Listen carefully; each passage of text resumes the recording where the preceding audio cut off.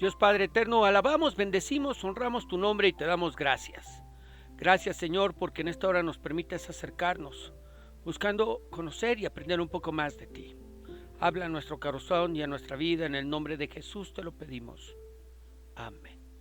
Muy bien, pluma, papel, lápiz y una actitud enseñable es lo que vamos a necesitar el día de hoy para aprender un poco más acerca de nuestro Señor. Semana número 3, Primera de Timoteo, capítulo 2, versos del 1 al 8. Lleva por título Instrucciones sobre la oración. Vamos a dar lectura a nuestro pasaje. En primer lugar, recomiendo orar por todo el mundo, dando gracias a Dios por todos y pidiéndole que les muestre su bondad y los ayude. Recomiendo que se ore por los gobernantes y por todas las autoridades para que podamos vivir en paz y tranquilos, obedeciendo a Dios y llevándonos bien con los demás. Esta clase de oración es buena y le agrada a Dios, nuestro Salvador, pues Él quiere que todos se salven y sepa que solo hay un Dios y solo hay uno que puede ponernos en paz con Dios, Jesucristo el hombre. Jesús dio su propia vida para salvar a todo el mundo. En el momento oportuno Dios nos demostró que quiere salvar a todos. Dios me envió a dar esta buena noticia a los que no son judíos. Debo enseñarles la verdad y lo que significa confiar en Dios. Les aseguro que no estoy mintiendo, sino que digo la verdad. Deseo que en todas partes la gente deje de discutir y de enojarse, y que en vez de eso sean buenos cristianos y oren. Pablo nos ha dejado claro a qué ha venido Jesucristo en nuestra clase anterior. ¿A qué vino? A salvar a los pecadores. Una vez que lo ha dejado claro, ahora pasa a dar instrucciones sobre la oración. Instrucciones como por quién orar y por qué hacerlo. Vamos a verlas. Primera de Timoteo capítulo 2 verso 1 dice: en primer lugar, recomiendo orar por todo el mundo, dando gracias a Dios por todos y pidiéndole que les muestre su bondad y los ayude. Y yo pregunto, ¿quién o quiénes no necesitamos la ayuda de Dios? Todos necesitamos la ayuda de Dios. La diferencia es que algunos reconocemos que necesitamos esa ayuda y otros simplemente no lo reconocen. Pero todos necesitamos ser ayudados por nuestro Dios.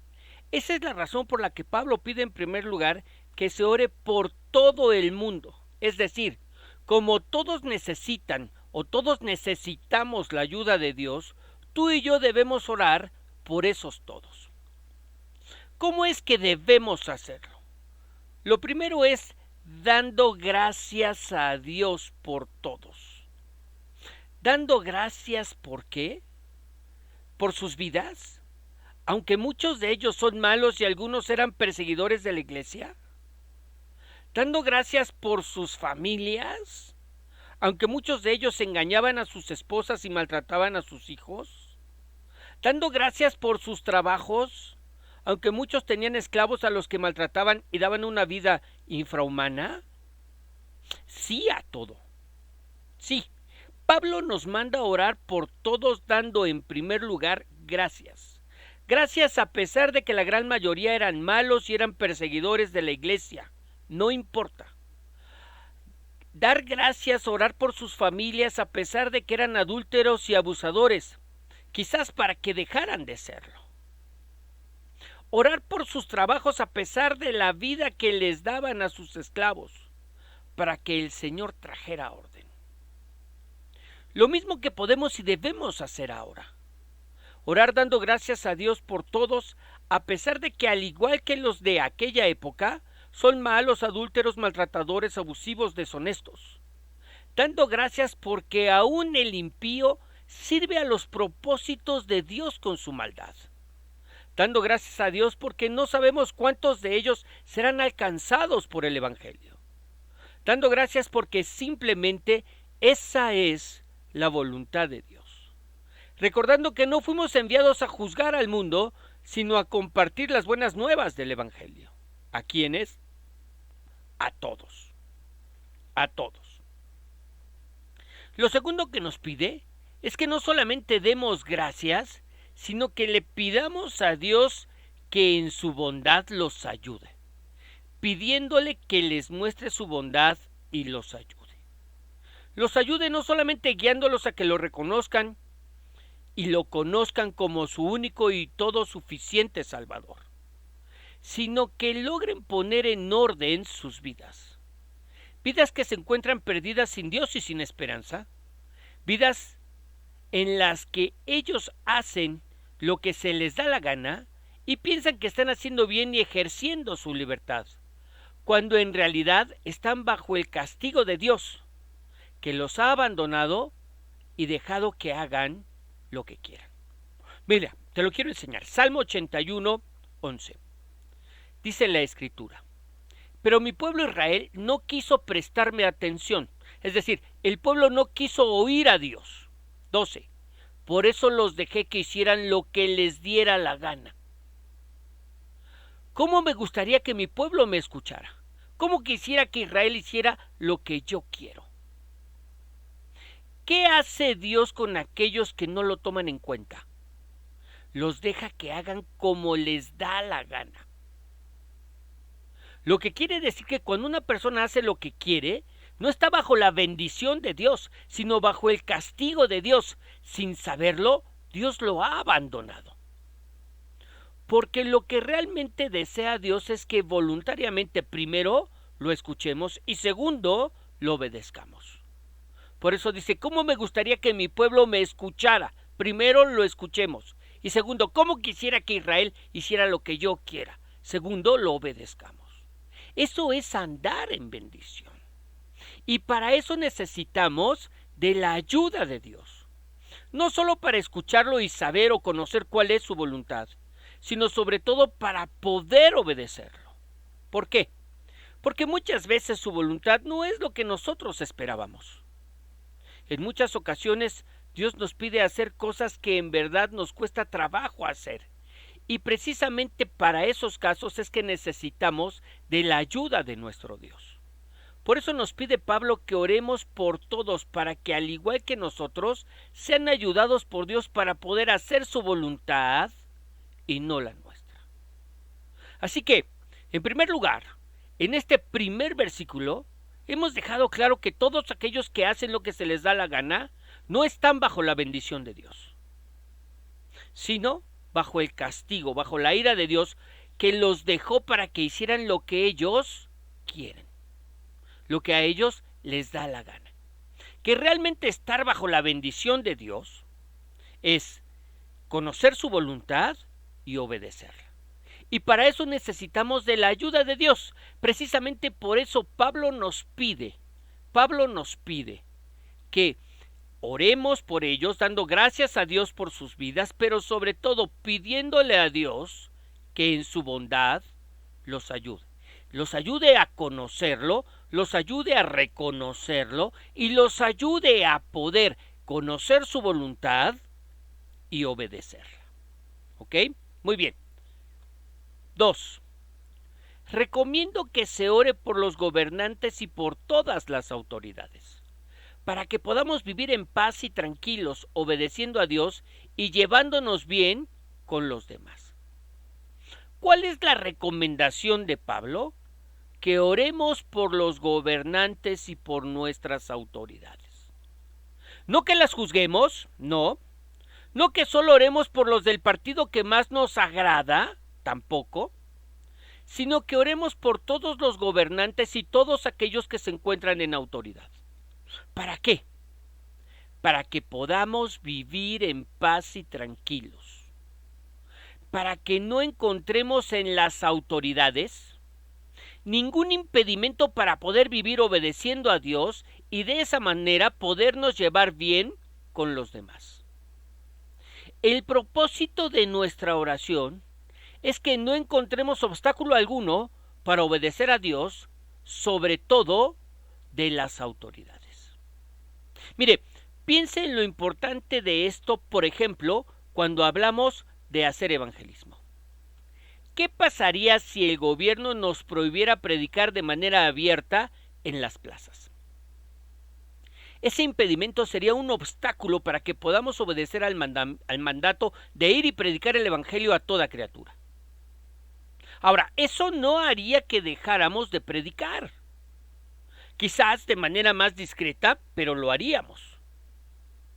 Pero se trata de orar para no tener obstáculos de parte de las autoridades. Que si alguien ha de poner obstáculos, no sean las autoridades. Y para eso necesitamos estar orando por ellas. Vamos a ver el siguiente comentario. El mandato de Pablo de orar por los gobernantes es digno de todo encomio, tomando en cuenta que por ese entonces el emperador romano era Nerón, un gobernante especialmente cruel. Cuando Pablo escribió esta carta, la persecución era una amenaza creciente para los cristianos.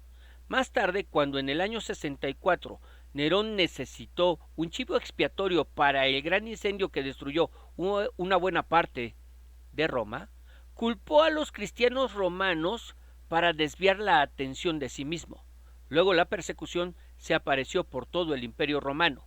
No solo se privó a los cristianos de ciertos privilegios en la sociedad, sino que algunos fueron públicamente muertos de manera cruel, quemados o echados a las fieras.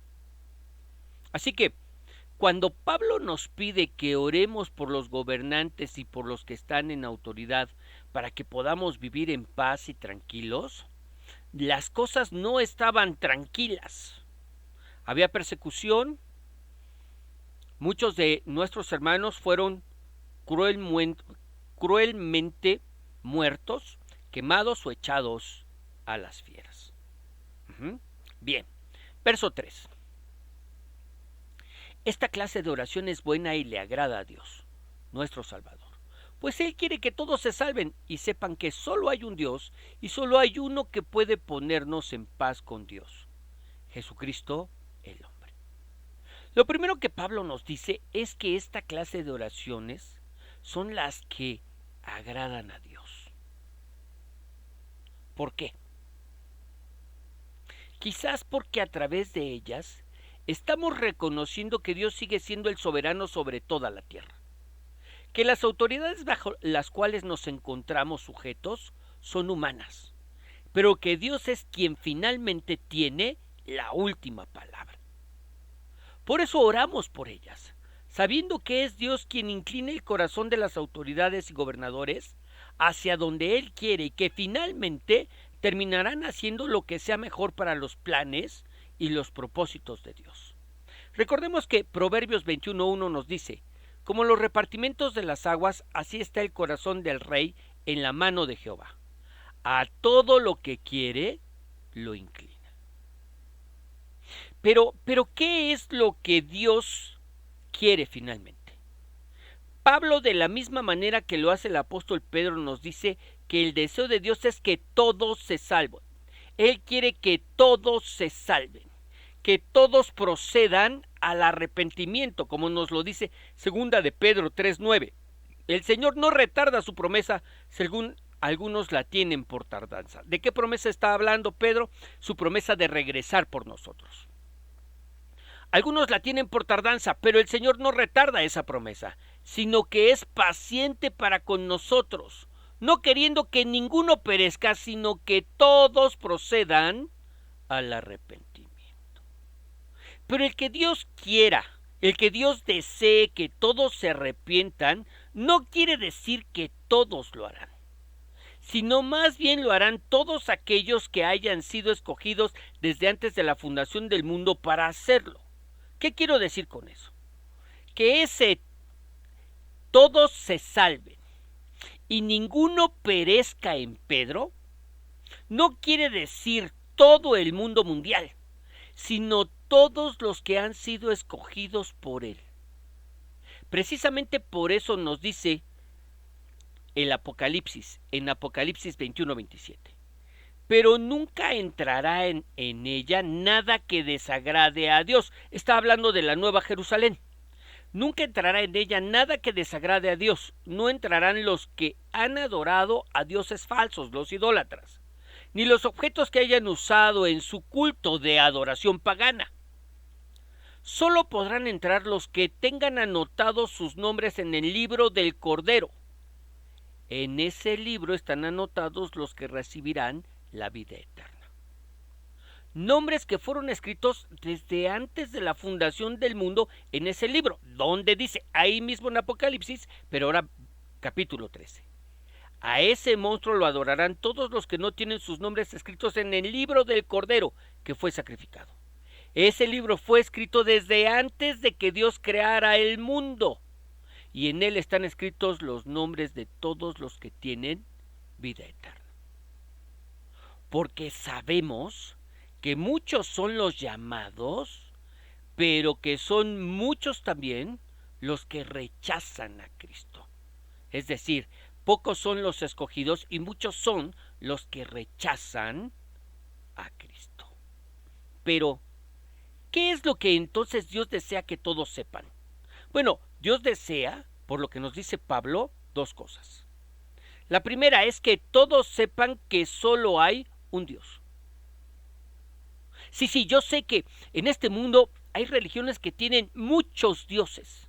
Dioses con minúscula, pero no son dioses verdaderos. No son dioses reales. ¿Qué es lo que Dios desea que este mundo conozca? Que solamente hay un Dios.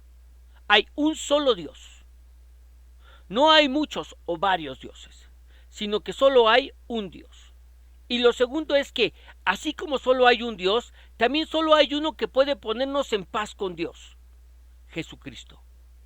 Como lo dice la versión Reina Valera, porque hay un solo Dios y un solo mediador entre Dios y los hombres: Jesucristo hombre. No hay varios mediadores. No fueron muchos los que murieron para satisfacer la justicia de Dios y que pudiéramos alcanzar el perdón del Señor. El único que murió por nosotros fue Cristo. La Virgen no murió por nosotros. Los discípulos no murieron por nosotros. El único que lo hizo fue Cristo. Por eso es el único que puede hacer la paz entre nosotros y Dios. En lo que pensamos en esto, quiero que escuches el siguiente comentario. Como seres humanos estamos separados de Dios por el pecado. Y solo una persona en el universo puede pararse entre nosotros y Dios y unirnos otra vez: Jesús. Jesús, que es Dios y hombre al mismo tiempo. El sacrificio de Cristo trajo nueva vida a la humanidad. La pregunta es, ¿le ha permitido usted que lo lleve al Padre? Qué importante, ¿no? Qué importante conocer y reconocer estos principios a través de la palabra de Dios. No son las ideas de una religión que está en contra de otra. No son las ideas de una forma de culto que se contrapone a otra forma de culto. Esto es lo que la palabra de Dios nos dice, y nos dice que solo hay un Dios. Solo hay un Dios y solamente hay un mediador.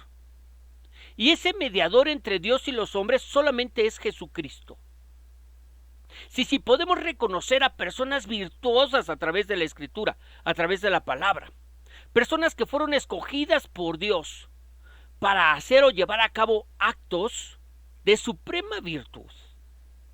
Uno de ellos o una de ellas es la madre de nuestro Señor Jesús, María, escogida porque había atributos encomiables en ella. Pero eso no la hace mediadora de este nuevo pacto. Ella no murió por nosotros en la cruz.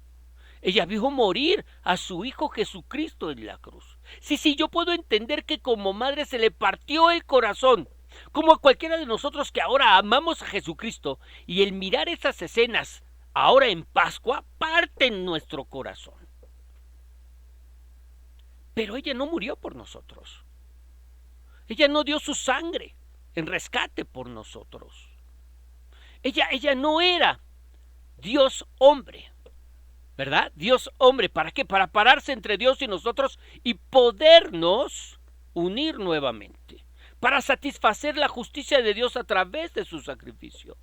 No lo hizo la Virgen y no lo hicieron ninguno de los discípulos. Eso es algo que solamente hizo Jesucristo. Por eso solamente Él es el mediador de este nuevo pacto. Y es el único que pudo decir: yo soy el camino, la verdad y la vida. Y nadie viene al Padre si no es por mí. No a través de mi madre, no a través de los discípulos, a través de mí, a través de mi sacrificio en la cruz del Calvario y la sangre derramada para satisfacer la justicia de Dios y traer el perdón de los pecados. El Evangelio. Muy bien, verso 6. Jesús dio su propia vida para salvar a todo el mundo. En el momento oportuno, Dios nos demostró que quiere salvar a todos. Dios me envió a dar esta buena noticia a los que no son judíos. Debo enseñarles la verdad y lo que significa confiar en Dios. Les aseguro que no estoy mintiendo, sino que digo la verdad. Pablo mismo nos recuerda que el único que dio su vida para salvarnos fue nuestro Señor Jesucristo.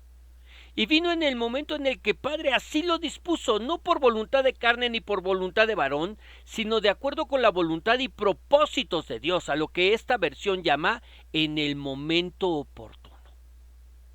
En ese momento Jesucristo vino a este mundo.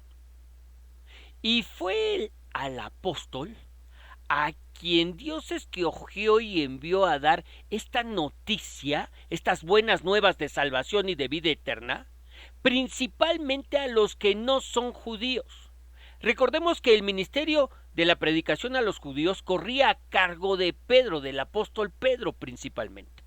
Pero el ministerio de la predicación a los no judíos estaba principalmente a cargo del apóstol Pablo.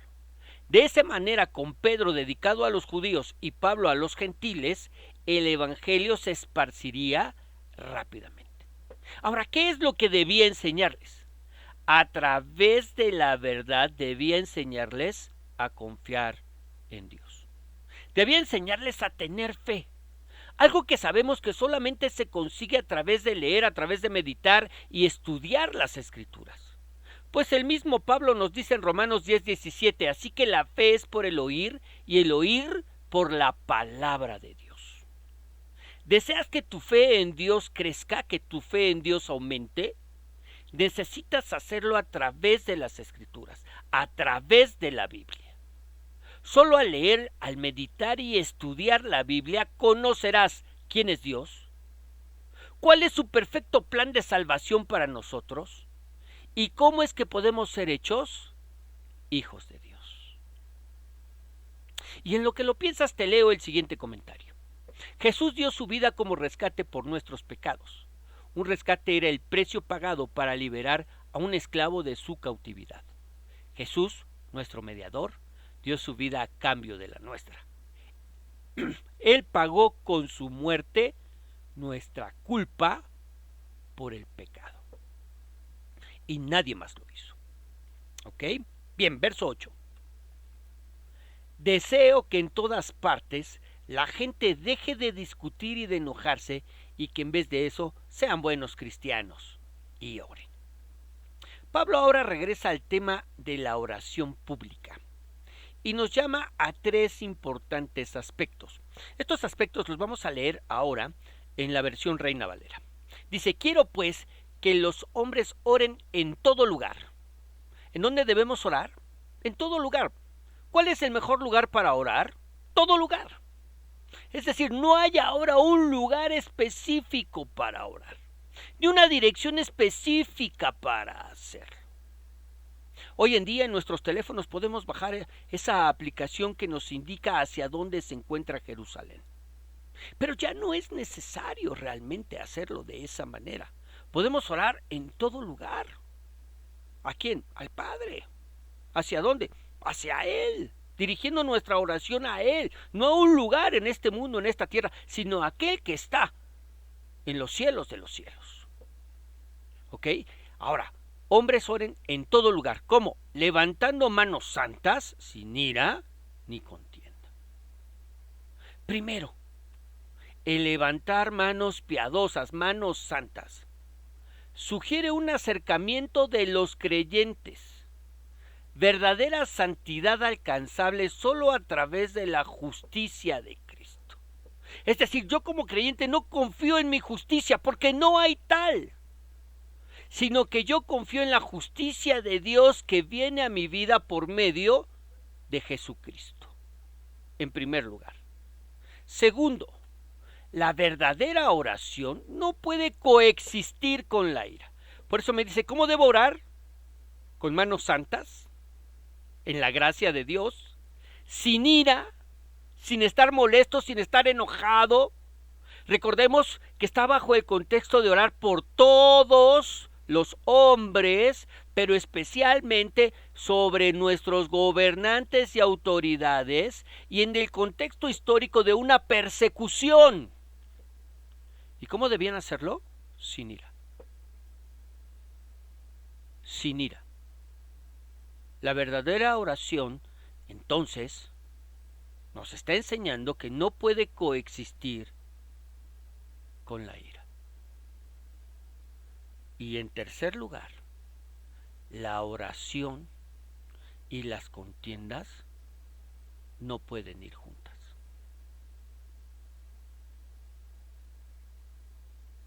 Sin ira ni contienda, sin pleitos, sin peleas, sin discusiones. No podemos orar cuando esto existe. Así que, ¿qué necesitamos? Retomemos, manos santas, sin ira ni contienda. Y es que nuestra actitud hacia otros, en verdad, escúchame bien, en verdad, afecta nuestro acercamiento a Dios. Precisamente por eso el Señor Jesucristo nos dijo que cuando vayamos a presentarnos delante de Dios y nos acordemos que tenemos algo en contra de alguien, primero nos arreglemos con ese alguien y después busquemos a Dios. Ahora piénsalo. Ahora piénsalo. Y mientras lo piensas, vamos a orar.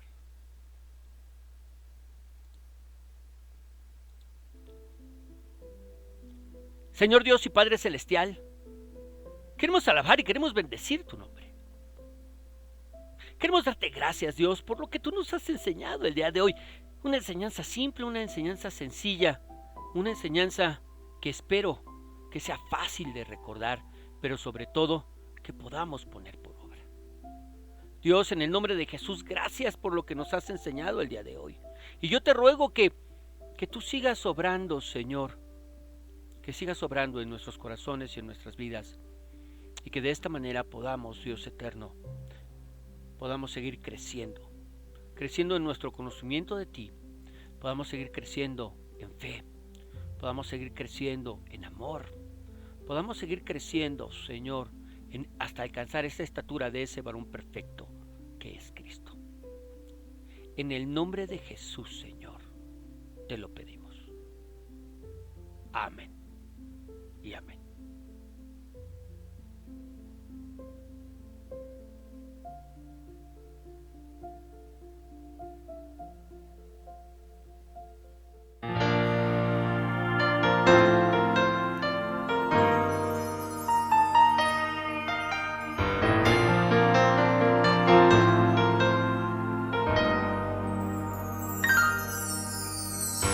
En esos días largos que parecen grises,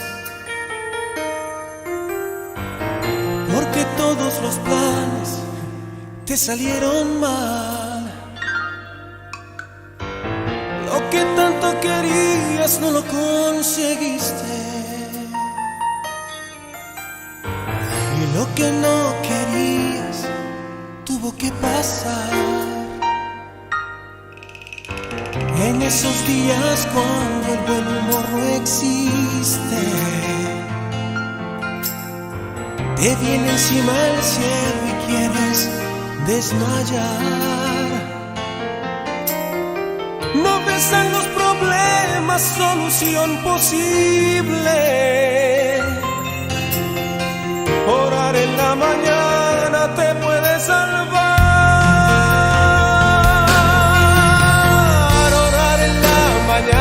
Puede darte vida. Orar en la mañana te levantará. Orar en la mañana cambia el punto de vista. te hace olvidarlo todo y no mirar atrás.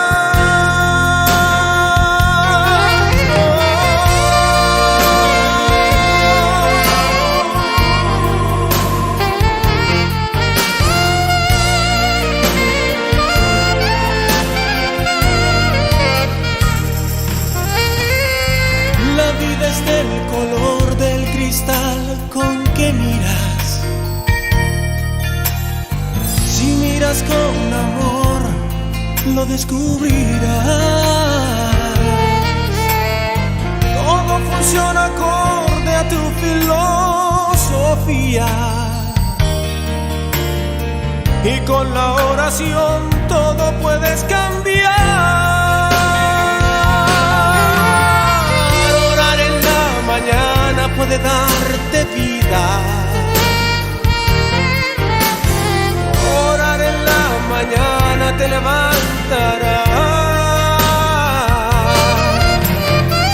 Orar en la mañana cambia el punto de vista. Te hace olvidarlo todo y no mirar atrás. Jesús es pan de vida que te llena el alma. Jesús es pan de vida que te llena el alma. Alza tu voz al cielo que te escuchará.